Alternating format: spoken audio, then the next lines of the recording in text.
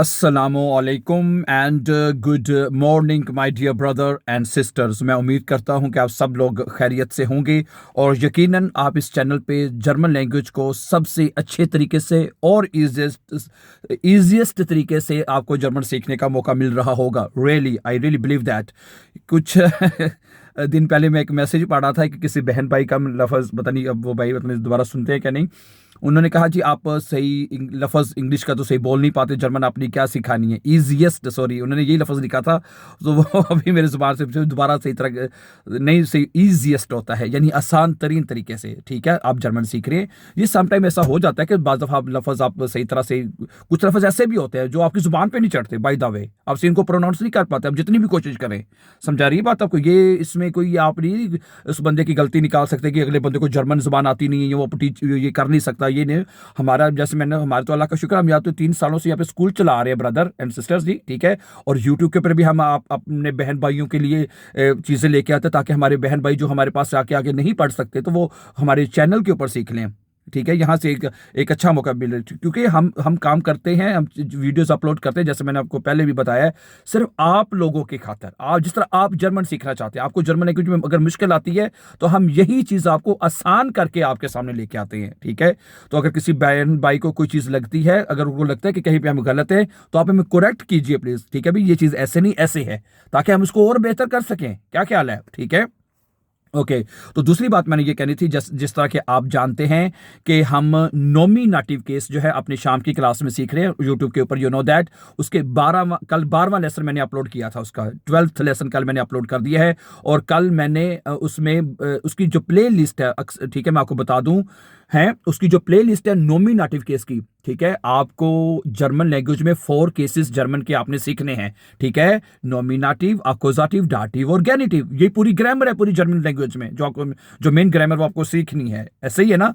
तो उसके 12 लेसन हमने अपलोड कर दिए। उसकी प्ले लिस्ट का नाम जो है, क्या नाम है, जो 4 जर्मन केसेस, उसमें आपको मिल जाएगी। ठीक है, 4 जर्मन केसेस के नाम से लिखी है, और नीचे मैंने जर्मन कोर्स भी नीचे मैंने लिखा हुआ है मैंने। ठीक है, ठीक है। तो अगर आप, ठीक है, B1 का इम्तिहान देना चाहते हैं, अगर उसको पास करना चाहते हैं, तो ये आपको करना पड़ेगा, ये सारी ग्रामर सीखनी पड़ेगी। तो आज इंशाल्लाह उसके ऊपर हम अक्यूजेटिव शुरू करेंगे, और उसका आज लेसन नंबर 13वां होगा। और अक्यूजेटिव नॉर्मली आस्वाई के लेवल पे आ जाता है। समझा रही बात आपको? सही है। तो इसलिए मेरे बहन भाई जो अक्सर हमसे सवाल करते हैं जी हमें क्या करना चाहिए, कैसे सीखना चाहिए, ये इस ग्रामर के तरीके से आपको सीखना चाहिए। समझा रही बात आपको? ये ग्रामर सीखेंगे, इस ग्रामर में आपकी तमाम चीज़ें आ जाती हैं, तमाम की तमाम चीज़ें जो आपको चाहिए हैं वो आसवाए में, वो आपको उसमें मिल जाती है my dear brother and sisters. के नहीं? ठीक हो गया। तो सही है, लेसन्स आप प्लीज़, ठीक है, अगर आप ग्रामर सीखना चाहते हैं, ग्रामर में प्रॉब्लम आ रही है, आर्टिकल्स की समझ नहीं आ रही, तो हमारे वो जो ये प्ले लिस्ट है, कुछ यहाँ पे मैं थोड़ी सी बात को एक्सप्लेन करना चाहूँगा। कुछ बहन भाई कहते हैं जी प्ले लिस्ट क्या होती है? प्ले लिस्ट होती है, ठीक है, जिसमें आपको लेसन जो हैं एक सीक्वेंस के साथ, एक तरतीब के साथ मिलते हैं। फर्ज करें अगर एक ग्रामर के लेसन हैं तो वो आपको तरतीब के साथ मिलेंगे। मतलब लेसन नंबर 1, जहां से लेसन नंबर 1 खत्म हुआ है वहां से लेसन नंबर 2 शुरू हो जाएगा, फिर लेसन नंबर 3 शुरू हो जाएगा, 4 शुरू हो जाएगा, है वो एक सीक्वेंस है। इसके अलावा इस चैनल के ऊपर हम शॉर्ट जर्मन स्टोरीज, डियालॉग्स हो गए हैं, इस तरह वोकैबलरी के वीडियोस होगी, वो भी हम अपलोड कर रहे हैं। और उसके भी हम एक अलहदा से जितने भी लेसन अपलोड होते जाएंगे साथ साथ उसके हम आप लिस्ट जो आप अपलोड अलहदा से करेंगे, उसकी जो प्ले लिस्ट है वो अलहदा होगी, वो ग्रामर के साथ अटैच नहीं होगी। ग्रामर की जो है वो अलहदा है, ठीक है। इसी तरह स्टोरीज की अलहदा होगी, हर एक चीज़ की अलहदा अलहदा प्ले लिस्ट होगी, ताकि आप जो चीज़ आप सीखना चाहते हैं आप इस सीक्वेंस को पकड़ लें और उसको फिर आप पढ़ते जाएं, देखते जाएं। क्या ख्याल है? ठीक हो गया, ओके। तो हमारी जो सुबह की जो पहली वीडियो होती है, जो हम पहली चीज़ जो अपलोड करते हैं, उसमें हम बात करते हैं आपके साथ जर्मनी के बारे में, जर्मनी की इन्फॉर्मेशंस के बारे में आपको बताते हैं, यहाँ कि आपने यहाँ पे जर्मनी में आना है तो क्या करना चाहिए, कैसे जॉब, ठीक है। इसलिए मैंने कहा रोज़ाना एक टॉपिक के ऊपर भी हम आपके साथ बात किया करेंगे। क्या ख्याल है? हैं तो सही है। आज का मैंने जो टॉपिक रखा है, जो जिसके ऊपर मैं आपके साथ बात करना चाहता हूं, वो ये है कि अगर आप जर्मनी में आते हैं तो आपको कौन कौन से काम नहीं करने चाहिए। इस तरह तो बेशुमार चीजें हैं, लेकिन रोजाना एक टॉपिक इस तरह मैंने लिया है कि रोजाना एक इस टॉपिक के ऊपर भी हम बात किया करेंगे। क्या ख्याल है? ठीक है। तो आज का जो टॉपिक है कि अगर आप जर्मनी आते हैं या आ रहे हैं या आप जर्मनी आ चुके हैं, तो आपको कौन कौन से ऐसे काम हैं जिससे आपको आपको क्या परेशानी का सामना करना पड़ सकता है, आपके लिए प्रॉब्लम क्रिएट हो सकती है, आपको ऐसे वो कौन से काम नहीं करने चाहिए। तो आज इसके ऊपर मैं आपके साथ बात करना चाहता हूं। ठीक है। मसलन आज का टॉपिक ये है कि आपको, अगर आप जर्मनी, तो आप बगैर टिकट आपको सफर नहीं करना चाहिए। समझा रही बात आपको? ये बहुत ज़रूरी है। अगर आप जर्मन में नए हैं, अगर आपको शुरू में जो लोग आते हैं उनको पता ही नहीं है टिकट कैसे लेनी है, वो टिकट मशीन होती हैं। ठीक है। अब तो हर जगह, हर कंट्री में है टिकट मशीन आ चुकी है ना, पाकिस्तान में भी आ चुकी है, यू नो दैट। ठीक है। आपने मशीन के अंदर से पैसे डालने होते हैं और टिकट ले लेनी होती है जहां आपने जाना होता है। सही है। तो इसमें ये होता है कि अगर आप बगैर टिकट सफ़र करते हैं तो वो जो टिकट चेकर होता है वो आ जाता है आपका, जनाब टिकट चेक करने। वो कहता है जी हाँ जी बताएं, ठीक है, डाइन फार काटे बीटे ऐसे कहते हैं आपके, फार काटे बीटे हैं। तो वो आप जब फार काटे कहते हैं तो आपके पास टिकट ही नहीं होती, क्योंकि आपने ली नहीं, या सम टाइम पे देखो पैसे नहीं होते, बंदा ऐसे ही चला जाता है। ठीक है। देखिए, वो आपके लिए कोई नरमी नहीं बरतेगा टिकट चेकर जो है, खासतौर पर जर्मनी में तो बिल्कुल भी नहीं। वो उसी वक्त आपको कहेगा जी ठीक है अपना आउसवाइस दें। ठीक है। आपका वो आउसवाइस लेगा। ठीक है। आपका आउसवाइस, आपकी शनाख्ती कार्ड जहाँ पे आपका नाम और डेट ऑफ बर्थ सब कुछ लिखा होगा वो लेगा, और आपको 60 यूरो की, पहले तो 40 यूरो होता था। ठीक है। आपको 60 यूरो का जुर्माना आपको कर देगा। वो कहेगा अगर तुमने अभी पे करना है तो अभी कर दो, वरना ठीक है वो तुम्हारा आपका एड्रेस वगैरह नोट कर लेगा और फिर आपको घर में लेटर आएगा, फिर आपको वो जुर्माना आपको पे करना पड़ेगा। सही है। और फिर इसकी जो कंप्लेन है, आके आपने बगैर टिकट के सफ़र किया है, तो वो फिर जहाँ पे आपका कोई अगर चीज़ चल रही है, आपने फ़र्ज़ करें नेशनलिटी अप्लाई की हुई है या आपका साइलम केस चल रहा है, उनको भी रिपोर्ट चली जाती है कि हाँ जी इस बंदे ने यहाँ यहाँ पे ये काला सफ़र किया, ब्लैक जो है उसने सफ़र किया है। समझा रही बात आपको?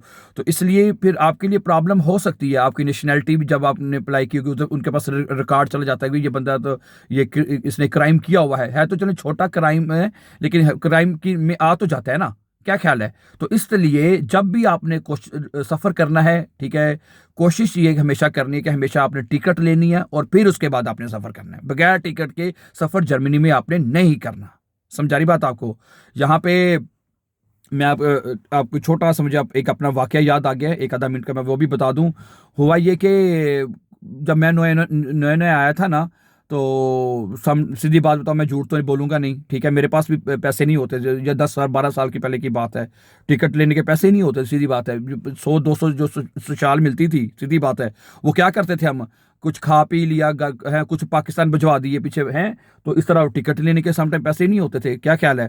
तो ठीक है, सफ़र करना पड़ा, ज़रूरत होती थी, जाना पड़ता था वीज़ा लेने के लिए, कभी इधर उधर पैसे नहीं होते थे सम टाइम। सीधी बात है। ठीक है। अब तो अल्लाह ताला का बड़ा एहसान है, फजल, अब तो अल्लाह ताला ने हालात ही बदल दिए हैं। ठीक है। अब गाड़ी है अल्हम्दुलिल्लाह, हर चीज़ अल्लाह ताला का फजल से ना है। ठीक है। तो वो फिर मतलब के जुर्माने पड़े। टिकट चेक कराया, उसने कहा टिकट क्या है जी, टिकट आपकी टिकट है ही नहीं पास आपके, हैं। तो सीधी बात है, बड़े जुर्माने ठुके हैं मुझे भी। सही है। तो मैं वाकया में ये बताना चाह रहा था आपको कि मैं एक दिन ना सफ़र कर रहा था ट्रेन पे। ठीक है। अंडरग्राउंड ट्रेन थी, ऊ बान ना। ठीक है। तो मेरे पास था मोनट मंथली कार्ड था मेरे पास, 3 टिकट मेरे पास ना। तो अब उसमें एक और साथ वाली सीट पे ना, थोड़ा से पिछली छोड़ के, एक आधी सीट छोड़ के ना, एक पाकिस्तानी बंदा बैठा हुआ था। जरी बस चेहरे से पता लग ही जाता कि कौन बंदा है। ठीक है। तो मैंने जब देखा ना तो टिकट चेकर आ गया। उसको भी वो ना, वो अचानक ही आते हैं, जहाँ ट्रेन स्टॉप आता है ना, वो स्टॉप पे कहीं खड़े होते हैं और अचानक डब्बे के अंदर घुसते हैं, पता ही होगा आपको, अचानक के अंदर घुसते हैं। ठीक है।